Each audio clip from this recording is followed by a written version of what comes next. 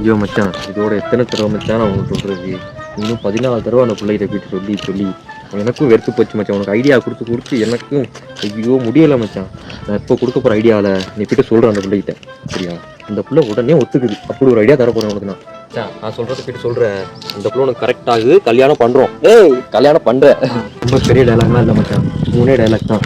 என்ன சொல்கிறேன்னா, நானும் ஊரில் எத்தனையும் அழகான பிள்ளைகளை பார்த்துருக்கேன், உங்களை மாதிரி ஒரு அழகான பிள்ளைய பார்த்துருக்கல, சேர்ந்து வாழலாமா, அவ்வளோதான் சொல்கிறேன். சரிக்கா மச்சான், எதுவும் அபசகுணமா நடந்துறதில்ல? பயப்படாதா, பயப்படாத.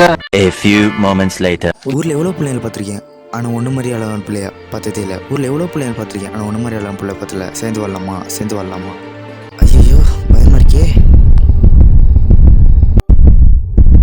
ஊரில் எவ்வளோ பிள்ளைகளோட ஒன்றா சேர்ந்து வளர்ந்துருக்கேன், ஆனால் உங்களோட எல்லாம் அழகானவங்க. சை